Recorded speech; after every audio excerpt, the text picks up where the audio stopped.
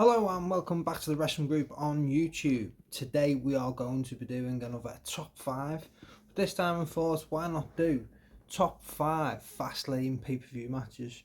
So as you remember, a couple of months ago I'd done the Payback one, which got decent views, and I thought, again, like with Payback and again with Fastlane, these are pay-per-views that aren't like considered significant, if you like. They're not a Royal Rumble, a WrestleMania, Survivor Series, a SummerSlam, not a pay-per-view as big as the likes of those. And I was thinking, Fastlane, they've done, is it 6, 7 pay-per-views now? So I was trying to think off the top of my head, how many like great Fastlane pay-per-view matches would there be? And funny enough, I started looking into it, and there's a hell of a lot more better matches than I thought there was. I thought I'd probably struggle to make 5, and yes, I've struggled to make 5, but not struggled to get to 5. Struggled to narrow it down to just 5, because some of the matches are a lot better than what I remembered, and there is a lot more matches that are better than what I would have first thought. When you think of Fastlane, like say, doesn't necessarily stand out as a go-to watch pay-per-view. And obviously originally Fastlane was booked between Royal Rumble and WrestleMania, so like the pay-per-view to set up the WrestleMania matches. So obviously I was thinking, how many good matches and storylines and stuff like that you're going to have at a pay-per-view just before WrestleMania, which is obviously the biggest pay-per-view in the year for WWE. So anyway, I've gone for my top 5. As always, let me know in the comment section if you agree, disagree, if there's any that shouldn't be in here or any that you feel that should be in here. And obviously I'll go from 5 down to 1, so 5 being obviously the lowest of the 5 matches, and 1 being obviously the highest. So I'm going to kick straight into it because there's a lot to talk about some of these matches. There's a lot that goes on. So number 5, I'm going to start with AJ Styles versus Chris Jericho in 2016. This was the 3rd match between the two. Obviously, AJ Styles debuted at the 2016 Royal Rumble. He went on to face Chris Jericho on Raw, and he beat Jericho on Raw. They then faced again on SmackDown, and Chris Jericho took the win. So this is the 3rd match, the rubber match, if you like, as WWE likes to obviously do, and this is obviously before their match at WrestleMania, and just before the Y2AJ tag team, which lasted a whole of about 2 weeks, which I was really excited for, and then they didn't actually do anything with it. It was all just to get another match. But Jericho was perfect opponent for AJ to come straight in and have a storyline with. He wasn't the top guy at the time, so it was fine. And it was given fans that probably have never seen Styles before, give them someone obviously that they'd look at. Chris Jericho is an all eyes on talent. Whatever Chris Jericho's doing in whatever company, everyone's got eyes on him to see, because he is one of them guys that is exceptional, and obviously helps to bring on people that have just come into the company like Styles. Obviously it gives WWE as well a chance to look properly at him, because I know obviously they had eyes on him to be able to sign him. But as we well know, the story goes, Vince McMahon seen him as a mid-carder and not a main eventer. But the match starts with neither managing to gain the upper hand. Both go for submission finishes early. Jericho goes towards Jericho. AJ goes for the calf crusher.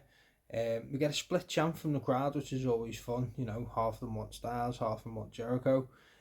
Both try to get the better of the other and gain an early 2 count.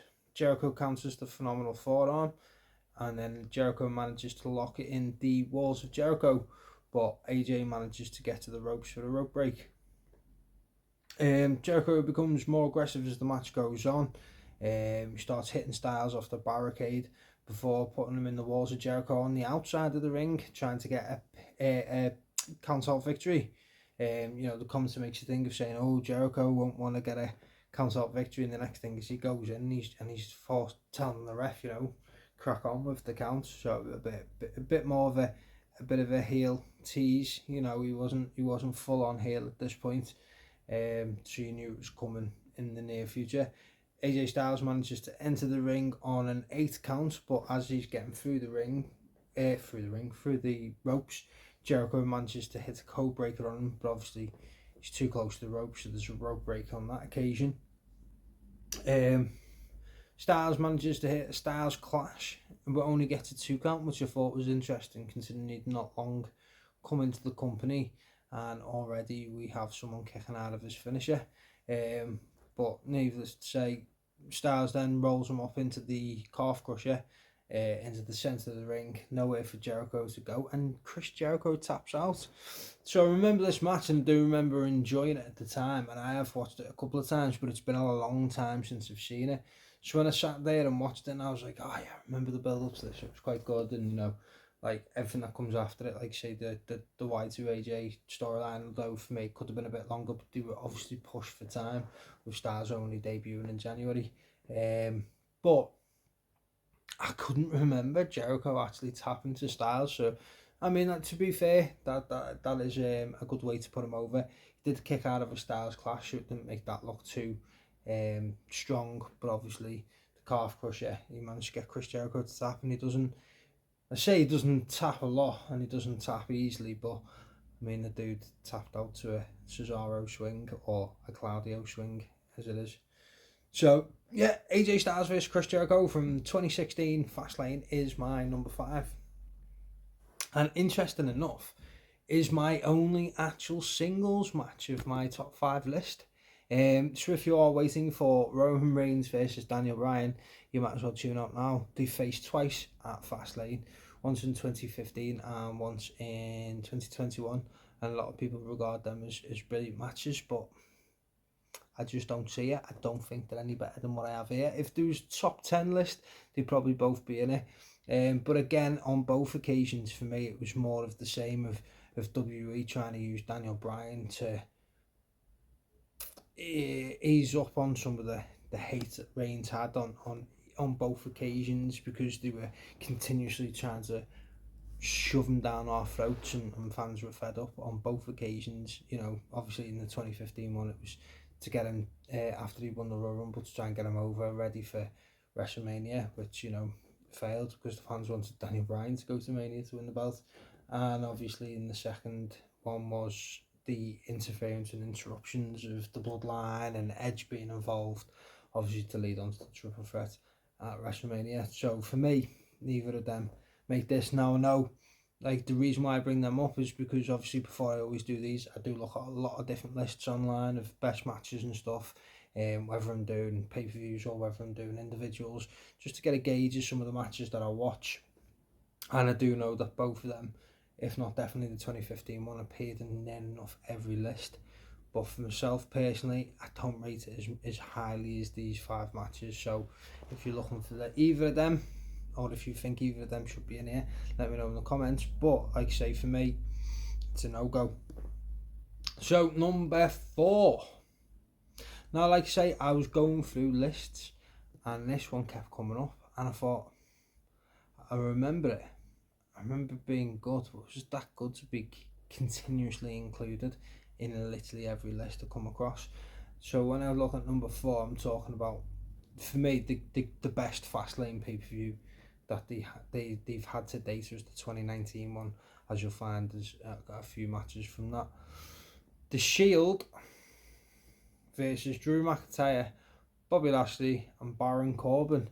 Now this kept coming up, and I was looking at the trio of heels, if you like, the opponents from the Shield, and I was like, yes, I love Drew McIntyre. Bobby Lashley, I've never been a big fan of, but he is talented. And Baron Corbin, for me, he's up and down all over the place. But I was like, is this just because it's the Shield's reunion tour? The last run before Dean Ambrose left, because obviously this was after Ambrose said he wasn't signing a new contract, and people weren't sure whether it was a work, because WWE don't do that sort of thing where they announce it. And he done, the Shield's return, and obviously Roman Reigns returned from his bout of leukemia again. And this was his first match back, so sort of like, is this why people putting this in, or was it actually that good? Because I can't remember it being brilliant. I remember the match, but not a lot about it. And then I sat there and I watched it, and I was writing bits down, as I do for everything. Like I say, I watched all the pay-per-views all the way through. Well, I'll be honest, I did skip some matches. Some just weren't appealing. So I did watch a good, say, 3 to 4 matches from each of the Fastlane pay-per-views. And this one has to make the cut. I think it was brilliant. And I'm so glad I've done this to be able to rewatch it and just remember how good this match was.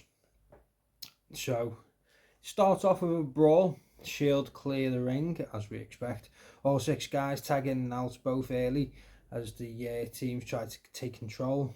The heel trio, I'm going to call them the heels trio rather than keep naming all the names when talking about each of them, managed to keep Rollins away from Ambrose and Reigns by making quick tags and keeping him grounded. Lashley rams Rollins into the barricade outside, and then Ambrose makes the tag, and then the heel team again managed to keep him away. You know, they make the quick tags and stay in. And the thing that really did impress me about this match is normally when they have like a tag team or a trio or, you know, a multi-man match where you have a team that haven't really teamed together for very long, especially if they are the heels in the match, they tend to accidentally hurt each other, and then that costs issues. You know, I was expecting a Drew McIntyre accidentally claymores Bobby Lashley, and then Bobby Lashley storms off to the back. That's the type of stuff you'd expect from WWE. But I'm so glad none of that crap happened in this. These 3 work together so well as a team. You would think they were a proper trios team. So McIntyre and Lashley then take the upper hand on Ambrose, with Lashley hitting a spear on Ambrose, and then McIntyre then hits a claymore straight after on Ambrose as well. But he rolls, well, he hits the ground and falls out the ring. Gets back in the count of 8. Ambrose continues to be dominated before making the hot tag to Roman Reigns, and the crowd are really behind Reigns at this point. Corbin hits a deep 6 on Reigns for the 2 counts, and then he also hits a choke slam on Roman Reigns, but only gets the 2 counts. Rollins and Ambrose, McIntyre and Lashley brawl into the crowd, with Seth Rollins jumping off, you know, where they go out the toilets and they have like that barrier. He jumps off that onto the 2 bad guys below. Back in the ring, Reigns hits a sit-down powerbomb for the 2 count on Corbin. Rollins jumps off the rail, which I've just said, so just rereading my own handwritings. There you go. Corbin hits the end of days on Roman, and Ambrose and Rollins break up the pin. The heels team attempt a shield bomb on Reigns, you know, the way they do that, and, you know, the assisted triple power bomb, which obviously got changed to the shield bomb when they start to use it for the finish. So they're outside the ring, they clear the announce table, and Drew McIntyre plays the role of Roman Reigns, like where he does the whole like that as they go to pick up and attempt to shield bomb Reigns through it. Rollins manages to curb stomp Lashley's head on an announce table. Reigns then spears Corbin, and McIntyre is the one who takes the shield bomb through the announce table, and the crowd start chanting one more time. Like I say, it's the last run of the Shield together before Dean Ambrose leaves the company, which is funny, is because when it was originally announced, I was one of them that was very sceptical indeed, because WWE don't do that. And as we now know, Dean Ambrose has gone and became John Moxley once again. So in the ring, Corbin gets a super kick from Seth Rollins, a Superman punch from Roman Reigns, a dirty deeds, not a paradigm shift, from Dean Ambrose before eating a shield bomb to be pinned. So yes, Corbin takes the pin, which out of these guys you would expect it to be Corbin, but man, is he kept strong before he gets pinned. You know, a super kick, Superman punch, a super dirty deeds, everything's got super in it, a dirty deeds, and then the shield bomb. So that is the end, and that is the Shield coming out victorious. So the only issue I have with this is the fact that this match was then redone a couple of weeks later, and it just sort of dampened this. It could have been left as a one and done, but you know, WWE, if something works once, why not give it to us multiple times? So that is my number 4 from 2019, The Shield versus Drew McIntyre, Bobby Lashley and Baron Corbin. So we move on now to number 3 and our second match from 2019. It's Samoa Joe. Remember Samoa Joe in WWE? Vince McMahon doesn't. Versus Rey Mysterio versus Andrade versus R-Truth for the United States Championship, Fatal 4-Way. Yeah, like I say, Samoa Joe, a lot of people forget Samoa Joe was on the main roster of WWE. You know, he done quite well in NXT, and they pushed him up to the main roster, and before he became a commentator or running around shouting Wendy at AJ, you know, he was a US champion. So he'd only won it, I think, 2 weeks beforehand, when R-Truth done an open challenge, and then obviously Samoa Joe says, you know, he'll face any opponent anytime, and ends up facing these 3 at the pay-per-view. So, as you'd expect with these guys, the match starts fast-paced with Joe clearing the ring before diving through the ropes on all 3 opponents. You know, considering Joe's the biggest guy in this, if you've ever watched Samoa Joe, you know he doesn't move like a big man. He does move really fast around the ring, and it felt, because he was with these 3 particular opponents, especially in Rey Mysterio and in Andrade, it felt more like his old TNA days of, you know, being in the X division with the likes of Styles and Daniels and Saban, which was really cool. Rey Mysterio hits a double hurricanrana from the ropes onto Truth and Andrade. Joe starts to take control of the match, but Rey Mysterio goes for the 619 and Samoa Joe manages to get out the way. Truth picks up Andrade on his shoulders, with Rey jumping off the turnbuckle and hitting another hurricanrana. To be honest with you, I think the only reason Rey Mysterio was actually in this match was to hit hurricanranas, because that's pretty much the only move he manages to hit in the match. Andrade then goes for the 3 amigos on Rey Mysterio, with the crowd booing.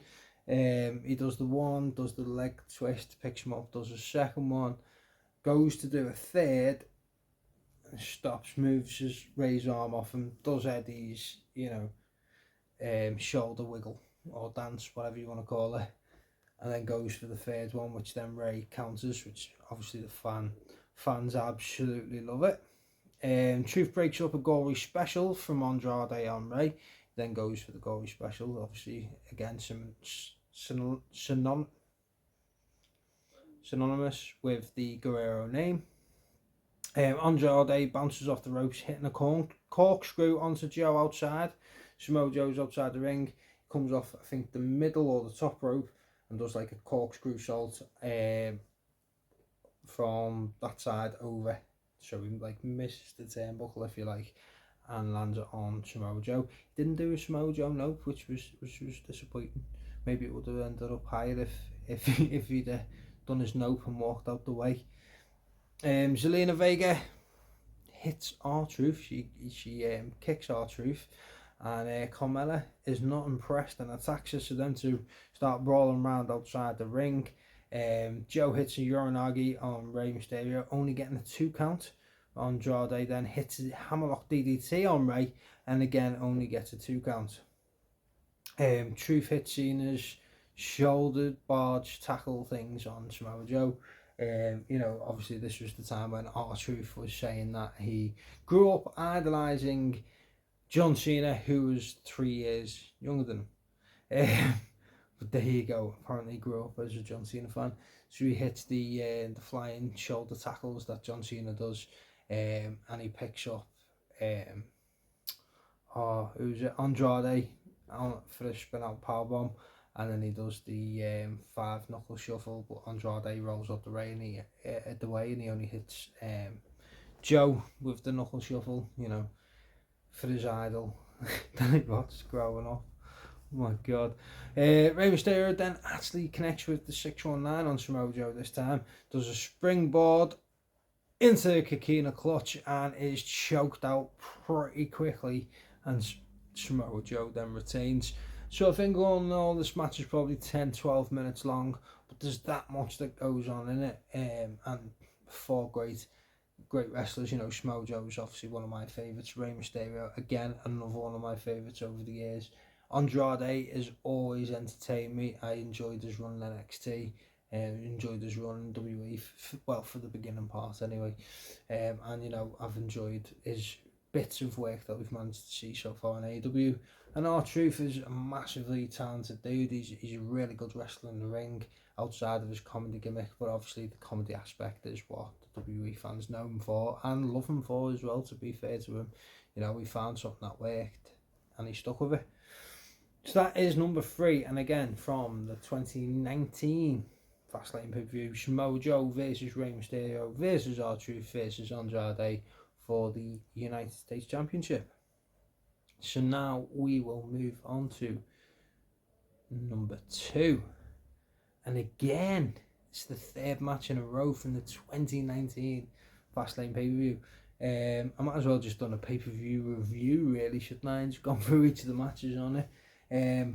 But this is Daniel Bryan versus Kevin Owens versus Mustafa Ali, who's just recently been released by the WWE. A year after asking for his release, he has been granted it before he was going to be winning the NXT North American Championship. To me, Daniel Bryan, obviously a massive talent that WWE never wanted to really get over as a main event star, and managed to do just that. And it is hard to do when you've got a company that doesn't back you, to be able to do it yourself generically. Kevin Owens, again, a massive star, massive name. Again, is someone that WWE never really wanted to use as a top main event, and you can see that by him only holding the Universal Championship once. And he was a cowardly champion as well. And Mustafa Ali is just, prime example of someone that WWE just don't want to get over. So all 3 of these being able to be in a WWE Championship match at a pay-per-view is pretty cool. For me, you can't book any of these 3 wrong. In my eyes, you can't. It's easy people to book for. How WWE got it that wrong with Mustafa Ali and even rejected his request to leave the company. So then you start using him more, which is exactly what he wants, and then release him. It's just mind-boggling. Mustafa Ali, I wouldn't worry about him being a free agent. He could easily go into Impact and be part of the X Division setup. He could easily go into New Japan and be part of the Best of the Super Junior setup. He could easily go into AEW and mix it in for the International Championship or even the TNT Championship. He's a massive talent. He is brilliant in the ring, and I just hope he finds somewhere that he can call home soon, because we need to see him back on TV again. But anyway, back to the match.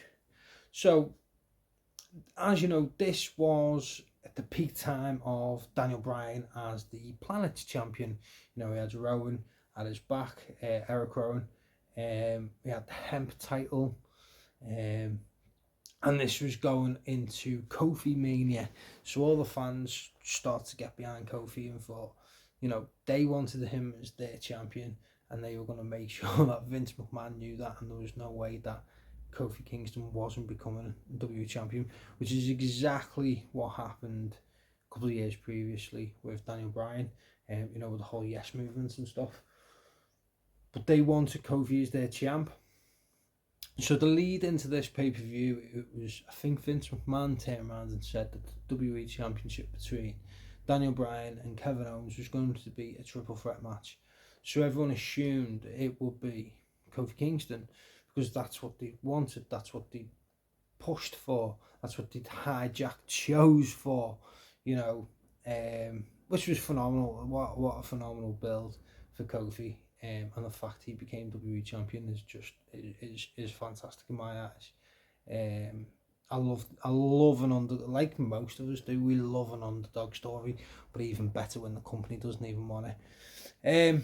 So anyway, yes. So Kofi comes out to the ring for a match, and then it is announced that the WWE Championship match will be taking place later on, and he is now facing both members of the Bar, which was obviously Cesaro, now Claudio Castagnoli in AEW, and Sheamus. You know, the Bar, by the way, I love them as a team. They were superb.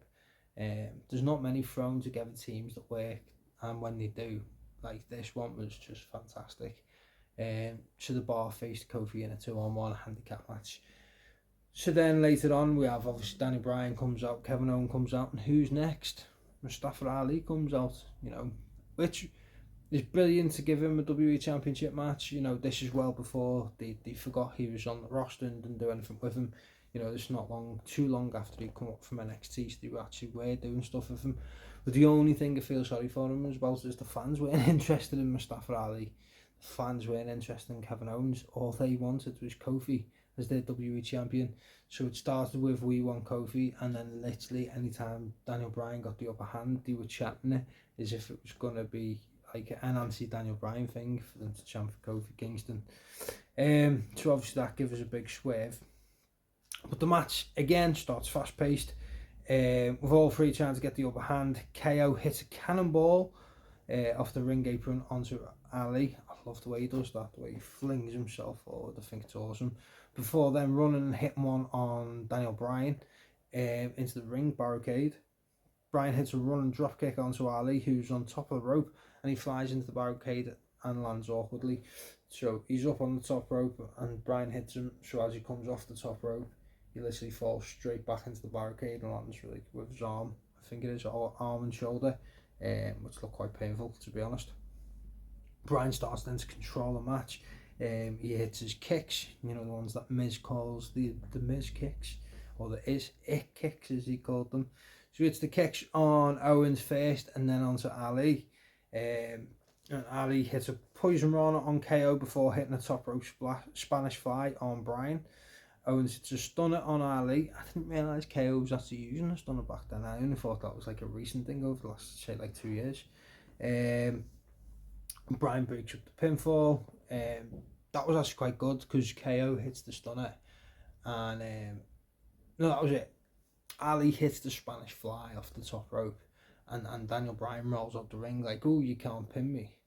And then meanwhile in the ring, KO then hits the stunner, and then Rowan's trying to drag him up, saying, you know, if he pins him, like you don't need to be pinned to lose this match, you know what I mean? Just throwing him in to get him to break it up, which I thought was quite clever.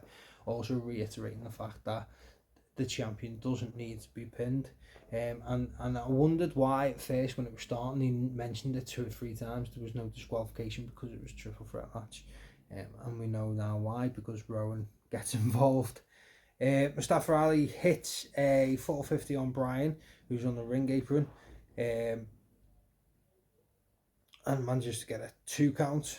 KO hits a pop-up powerbomb on Daniel Bryan for a 2 count. Rowan breaks up the pin. So Rowan then gets involved. He climbs up on the side. Ali hits him with a super kick. Kevin Owens hits him with the super kick. Then he hits a double super kick. And then KO runs in the ring, runs back and jumps over, doing a cannonball over the top rope onto Rowan, which I thought was pretty cool. Fans seem to love that as well. You know, jumped over the top rope to the outside. KO hits powerbomb on Ali. Onto the ring apron, you know, like the one he did to Sami Zayn and put him out injured back in NXT. But then Rowan hits his spin kick finish thing that he did on Kevin Owens and takes Owens out of the match. Like I say, it doesn't really matter if the ref sees it or not because it's a no DQ, which is why they repeatedly kept telling us there was no DQ. Ali jumps off the rope into a running knee and eats the 3 count from the Planet's champion. It was quite cool actually. It wasn't just a normal jump, it was like he was doing some mad spinning thing. I'm not even sure what it was. Like a mad spinning thing, and his head was like upside down at the time and just connects with the knee and just pins him straight away, which I thought was really good. I love all that. Like, that's why I love the RKO. It's one of my favourite finishes because it literally can come out of nowhere. And I think they've done really well with the knee where it looked like it literally just come out of nowhere. So that is number 2 in the third match from Fastlane 2019. So, going back, it is number 5, AJ Styles versus Chris Jericho from Fastlane 2016. Number 4, The Shield versus Drew McIntyre, Bobby Lashley and Baron Corbin from Fastlane 2019.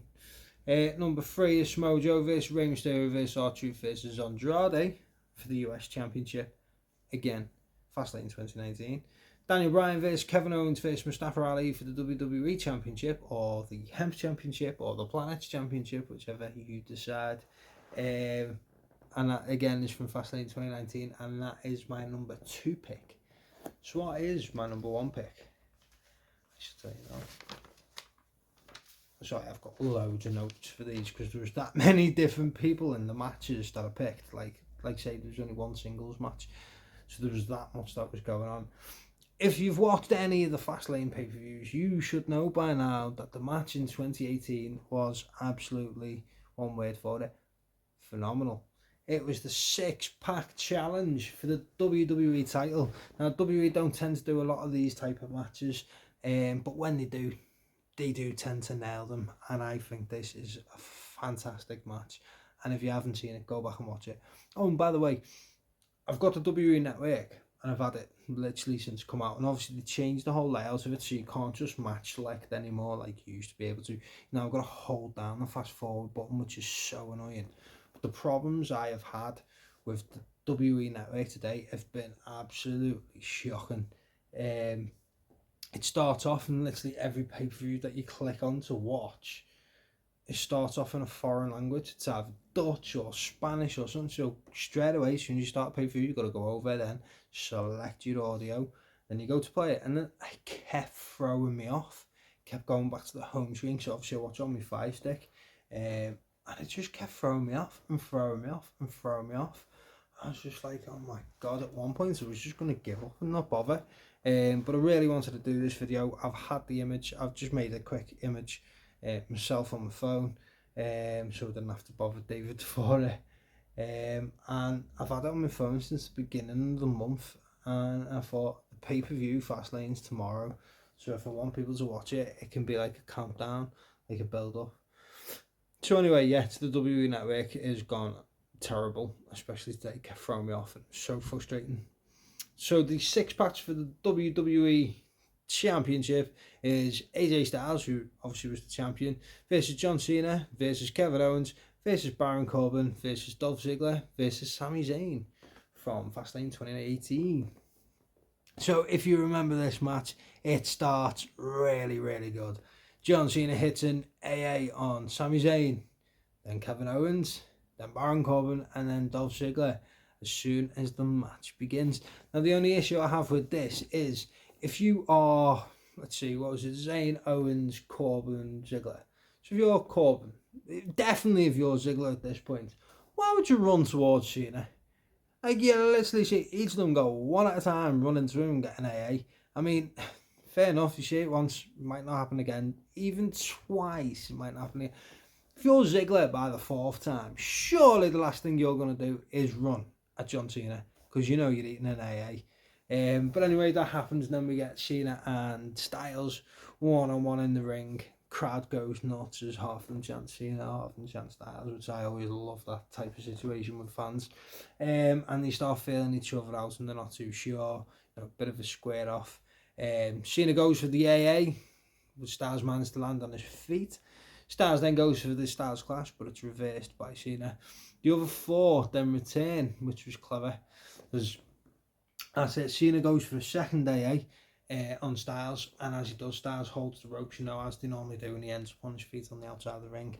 And then the 4 dudes he's just hit with AAs all start appearing from the other side of the ring, and they all come up together, which is quite a good visual of Cena then in the ring going, hey, hang on now.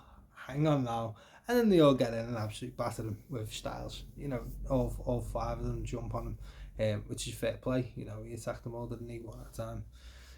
Styles in the ring, because you managed to the ring gets cleared, Styles in the ring, and then one at a time, they try in to come in and get the better hand of the champ, but it doesn't tend to work. KO hits a frog splash on Dolph Ziggler. Styles then makes the save on that occasion, saving obviously his own championship. Dolph hits a zigzag on Corbin. Cena hits a double 5-knuckle shuffle on Dolph Ziggler and Sami Zayn. Ziggler counters an AA into a Faymaster, which was quite cool. Obviously he picks him up, and as he's picked him up, he then comes back down as Ziggler reverses it into a Faymaster, but only managed to get a 2 count. But that was a really good counter by Dolph. Cena reverses super kick into an STF. You know, this was back the time when Ziggler was trying to be the next Shawn, well, I say trying to be the next Shawn Michaels, he was always trying to be the next Shawn Michaels, but he's in the ring tuning up the band for some reason, goes for the super kick and gets it reversed into an STF. Styles manages to get in, splits that up, Styles hits the Styles Clash on Cena. Sami then breaks up the pinfall this time, but then Baron Corbin hits a deep 6 on AJ Styles. Ziggler manages to reverse and end the days, and Ziggler and Corbin then end up outside the ring and go brawling through the crowd. Cena then hits an AA on Styles through an announce table, and then back inside the ring, it's Sami Zayn and KO, who were friends or not friends or frenemies or whatever you want to say at this particular time. So then Kevin Owens like, come on, let's fight. And Sami's like, no, I told you, I'd lie down for you. So then he lies down the ring and he's like, come on, cover me. Kevin Owens isn't sure, gets down on his knees, it's taking a bit of time. The crowd's going boo, because they don't want to see someone just lie down and get pinned. So then KO is like, nah, I don't believe you, and goes to grab him up by his head. As he does that, gets rolled off for a 2 count, which obviously nearly ends up costing him the fact that he didn't pin him the way he wanted to. Outside the ring, KO goes for the super kick on Sami Zayn, accidentally super kicks SmackDown Commissioner Shane McMahon, who's sat on a chair at ringside, funny enough, which obviously sets up the match at WrestleMania. KO hits a pop-up powerbomb on Ziggler in the ring. Shane O'Mac pulls the referee out. Still obviously a bit annoyed by getting kicked in the chin. But then as Kevin Owens turned and he's in the corner of the ring giving the beans to Shane McMahon, what are you doing? Why are you getting involved? Turns around and eats a hell of a kick from Sami Zayn, who then goes for the pinfall, and then Shane McMahon pulls Zayn out the ring. Why are you picking on Sami Zayn? It wasn't him who kicked it in the face, it was KO. And we know why, because obviously it sets up that match later on. Corbin takes Cena out with stairs. He gets the stairs from outside, hits him on the outside of the ring, knocks him down. Then he hits Zayn, Ziggler, KO. Obviously Styles is still knocked out on the floor after going through the announce table. Cena and then Corbin go like grips to grips with the steel stairs. Cena manages to get the stairs off Corbin, levels him about 3 times, I think it was, with the steel steps, before then hitting an AA on Corbin onto the stairs and covers him, but Dolph Ziggler makes the save this time. Ziggler then super kicks John Cena. He bounces off the ropes and hits Ziggler with an AA, which I thought was daft. He just took a switch into the face or super kick to the face, and he literally goes, right, sound, AA. And then as he drops him for the AA, he does that thing where, when he picks it and he rolls through and lifts him up for a second one, where Kevin Owens then comes in from behind, pushes Cena into the ropes, picks him up and hits him with, you guessed it, a pop-up powerbomb, and then turns around after hitting Cena with a pop-up powerbomb, and it's a phenomenal forearm from AJ Styles, who then picks up the win, retains his title, and goes on to WrestleMania to face Royal Rumble winner Shinsuke Nakamura for their rematch from Wrestle Kingdom in one of the most, I don't know, what can you say? I don't really want to swear. One of the most missed opportunities, should we say, in WWE in recent years. So there you have it. That is my top 5 Fastlane matches. Probably watching this on the build up to WWE Fastlane, so I hope I've been entertaining enough for you as you wait the grind for the pay-per-view, especially if you're in the UK. It doesn't start till 1 o'clock in the morning. So as always, thank you for watching. Let me know in the comment section if you agree with my list, disagree with my list, if there's anything that you think I've missed out, or anything that I've put in there that you think maybe should have made the cut. As always, let me know in the comments. I do love good feedback. I do love a bit of interaction with the fan base. So, as always, thank you for watching. Keep an eye out for more wrestling related videos coming soon. Hopefully I can get some more WWE 2K videos up soon. I moved the game onto my PS5. Somehow managed to lose all my downloadable content, so my universe mode and everything has been finished as of this moment, because I need to spend X amount of hours downloading wrestlers and rings and everything else. So hopefully I'll get some put up this week. I did do one short video, which was Adam Copeland versus Christian Cage, which I did enjoy doing, which you can check out. There'll be some more wrestling figure unboxing videos just as soon as I get another shelf to be able to go up, because I haven't got any space at the moment for the rest of my wrestling figures. That's why I haven't been unboxing many of late. And there'll be some more what if videos, there'll be some more top 5 videos, there'll be some more ranking videos, there'll be all sorts of wrestling related content. Thank you for choosing the wrestling group for all your wrestling exclusives and all your wrestling enjoyments on YouTube. And be sure to come back real soon.